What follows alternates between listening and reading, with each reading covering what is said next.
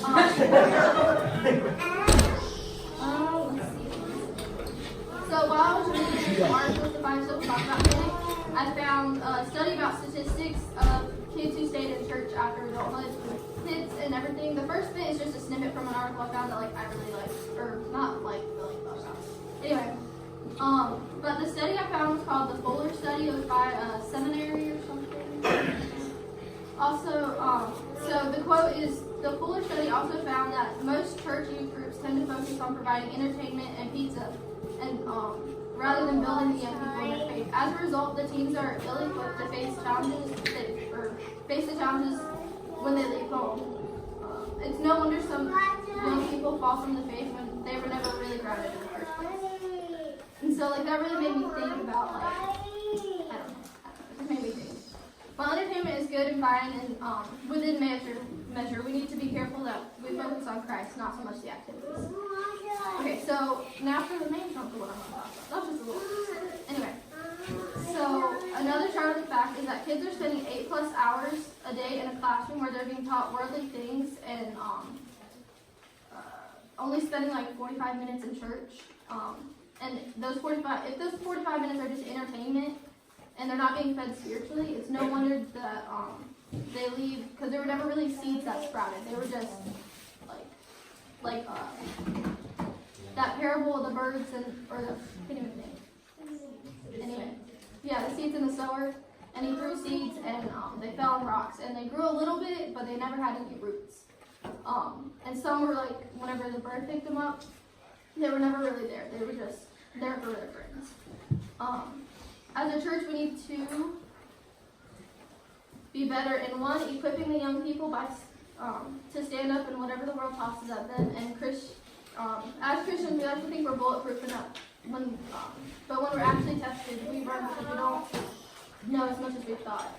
And two, keeping in touch with the people we haven't seen in a while, like college kids who are coming back for the summer and headed back, or high school graduates and stuff like that. Just a simple text is enough to keep them connected. It's not hard. You just can't be lazy and expect someone else to do it for you. So, point number 1 is that it's crucial for kids to have godly parents and be raised in godly homes. In Proverbs 22:6, it says, y'all can turn there, I'll give you a second. Proverbs 22:6. Not in Psalms. I flipped the Psalms and referred to Proverbs.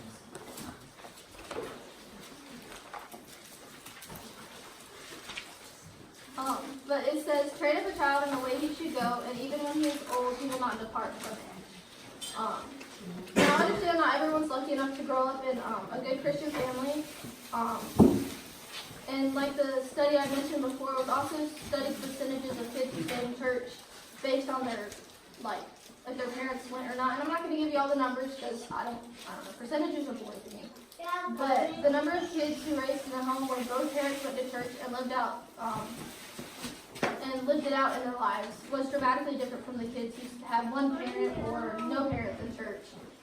We should all be concerned about that. If we know a kid who doesn't have a Christian parent to be their godly figure in their life, an adult should step up and be that godly person in their life. Now, I'm not saying don't go attacking people for their parents for being bad parents. Just be there for that kid and help explain the Bible questions and be a good example. Point 2 is, I only have 2 points, so it'll be short. Is in Mark 6:7.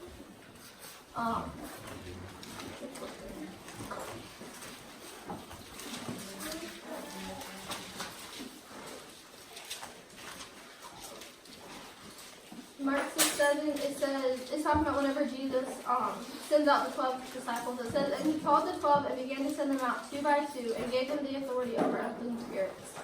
And it was very important that Jesus sent them out in pairs. It not only kept them accountable, but it also kept them from being lonely and not having someone to talk to and being disconnected from the body. Unfortunately, a lot of kids who head off to college aren't necessarily going to the same college that their Christian friends are.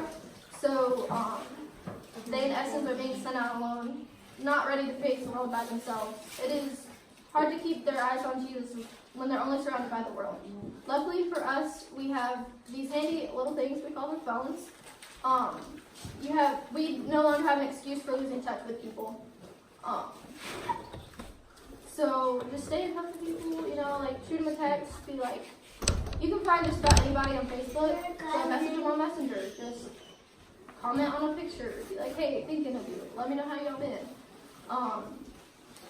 And if you're an adult friend in their life who like mentor them or whatever, just don't lose touch with them whenever they leave. Just stay in contact. That's my main point, stay in contact. And don't just keep it with small talk. If they're like, yeah, life's been hard, school's been stressing me out, then, try to encourage them and pick them up, send them loads of funny pictures, anything. And because it's hard to, whenever work and school and life, it's hard to stay connected and feel like you're still part of the group. And it doesn't have to be, anything extravagant, just a text. A great example of this is Caitlin and Miss Marty. Sunday we went shopping, we went shopping in Destin, and Miss Marty texted Caitlin just to play a game on her phone, and I don't know, I thought that was pretty cool. Yeah. And it doesn't even have to be like a conversation. If it's just like a text that's playing a game or whatever. Because a text, like a random, how you been, haven't heard from you in a while, it brightens anyone's day. The point of all this is, don't let these young impressionable college kids fall off the radar and make them swim by themselves. Reach out and keep in contact. And that's all I've got.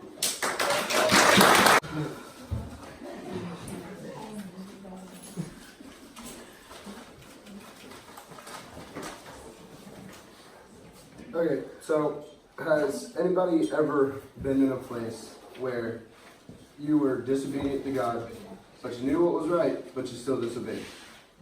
Anyway, everybody. Okay, so I want to talk about today why being obedient to God is important and why we need to keep in the right track of mind with Him and walk with Him. So obedience to God, it proves our love for Him. It demonstrates our faithfulness to Him, glorifies Him in the world, and opens avenues for blessing for us. That's like a lot of verses into it. So let's look at being obedient by faith, which is one of the ways that we can be obedient. Turn to Hebrews 11:6.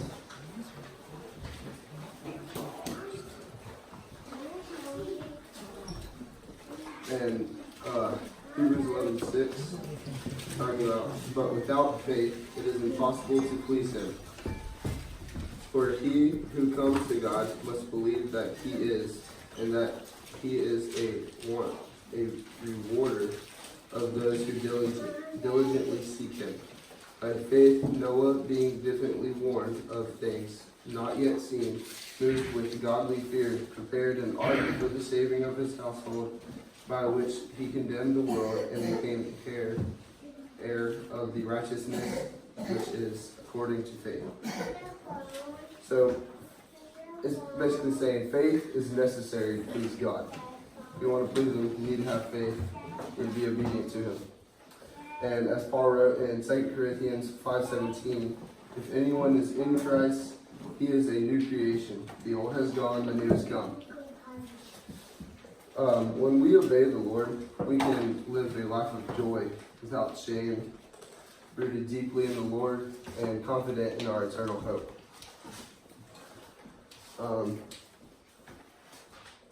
When God's children obey their Heavenly Father, He is glorified.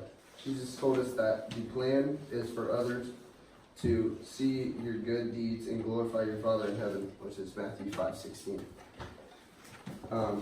Of course, performing good deeds requires obedience to the one who calls us to the good deeds.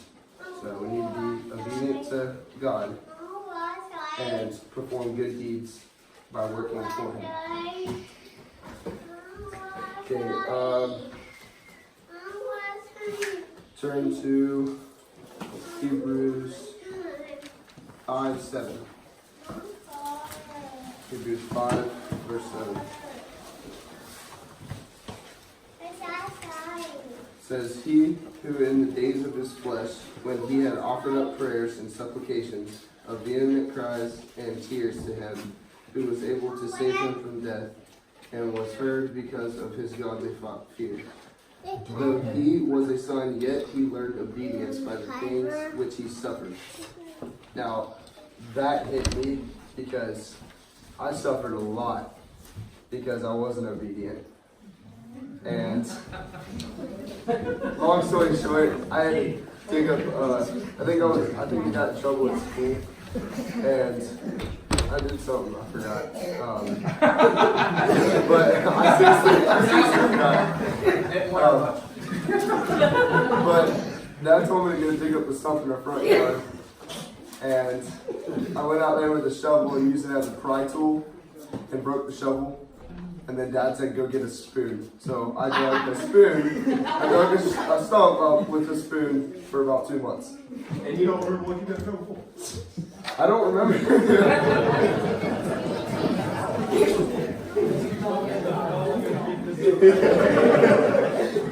Finally put it out with a chain.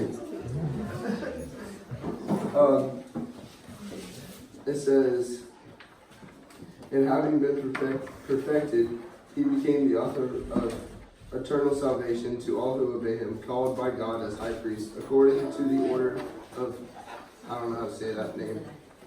What is it?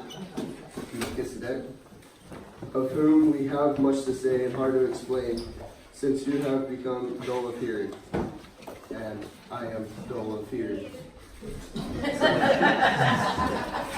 So yesterday, apparently, I went in to Ace Hardware, and I seen we seen these signs. There's Florida State signs. There's sheet metal. They're like twisted rod all the way around it. So I went up. I thought it was pretty cool. I went up to see how much it was, and what I heard is $6.99. There's another 9 in there, and Dad goes back and he's like, "Man, these make good presents." And so he gets about 7 of them. And we go up to the counter, and it ordered up about $520 something. Yeah. Yeah, we put all of them back. And it was a really big boy. Okay, turn to Titus 2, chapter 2.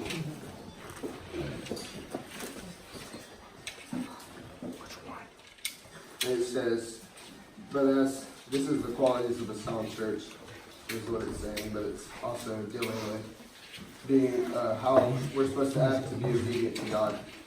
It says, but as for you, speak the things which are proper for sound doctrine, that the order men be sober, reverent, temperate, sound in faith, in love, in patience, the order women likewise, that they be reverent in behavior, not slanderers, not given to much wine, teachers of good things, that they admonish the young women to love their husbands, to love their children, to be discreet, chaste, homemakers, good, obedient to their own husbands, that the word of God may not be blasphemed.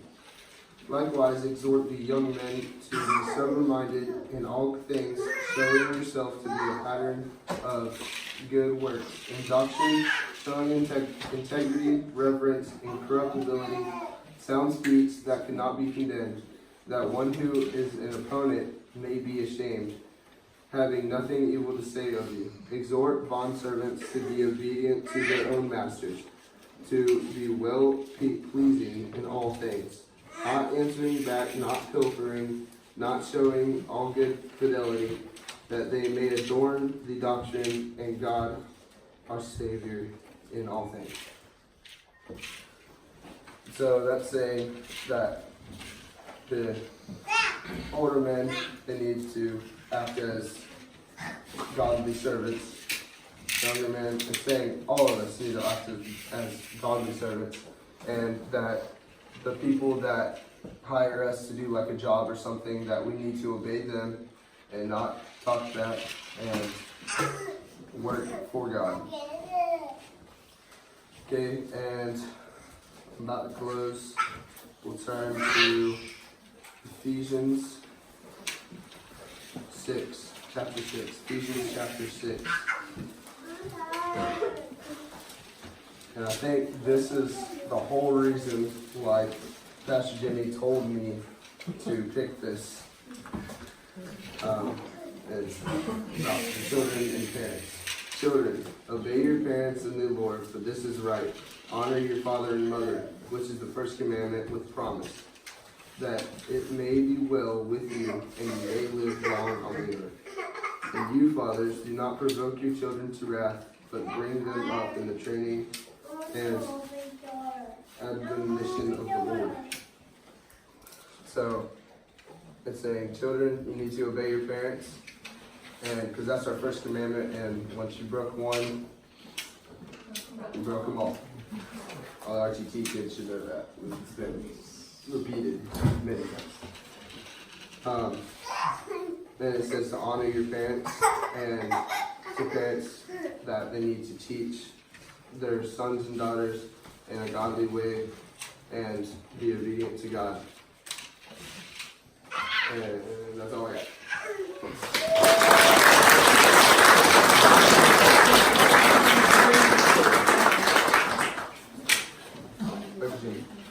Okay, he's blending in. He's gone. He's in the bathroom. What are we doing now? Oh,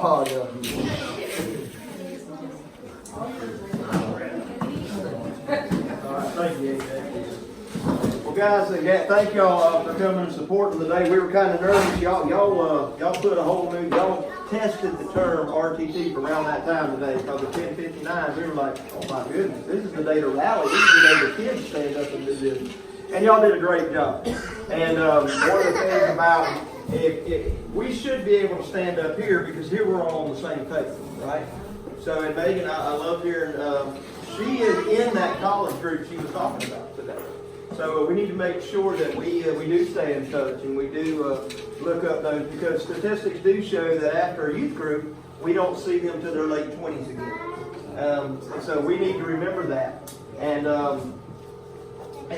reach out to them and invest in them and not lose that. So thank you guys and gals for sharing, and man, I tell you, it takes a whole lot to do what you guys did today. So not just representing here, Pastor Jimmy does a great job with, and Miss Brooke and Miss Colleen and so many others that invest in the kids, and when they come out here and they go so much beyond. You come out here, these kids, you want to know who gets fed? You gotta ask them. Half time.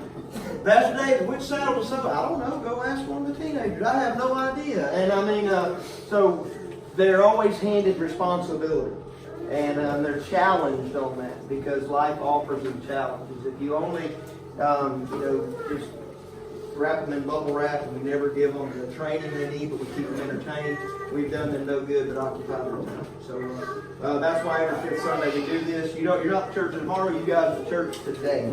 And so we appreciate you guys, and we're praying for you. So Pastor Jimmy, where is he at? I'm going to ask him to, you got anything to add? Did you highlight on Megan's?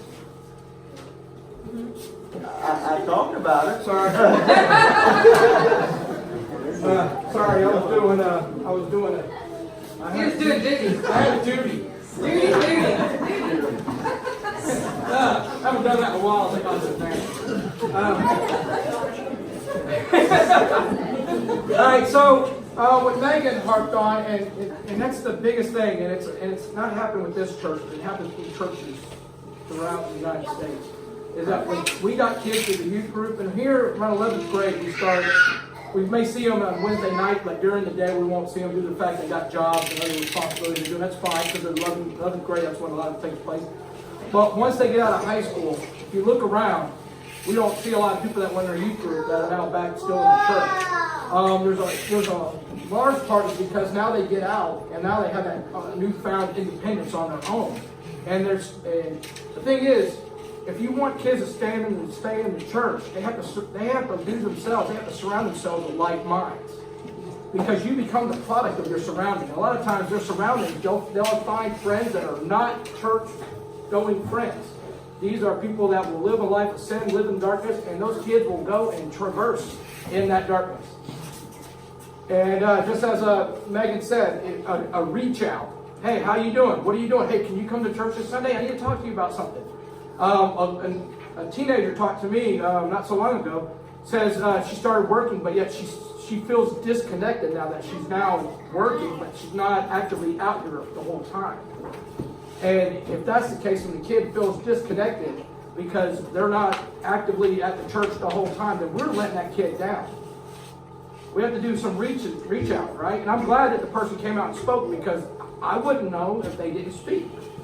So now we know that when teenagers get here, they possibly starting to feel disconnected. There is no adult reach back, because after they leave the youth group, after they turn 18 to get out of high school and everything, my realm of over them is they're in the big church now, right? They're not in the youth group. Now they come out here all the time, but they're mainly working and stuff. So as a church body, it's not just up to me or Pastor David or the deacons.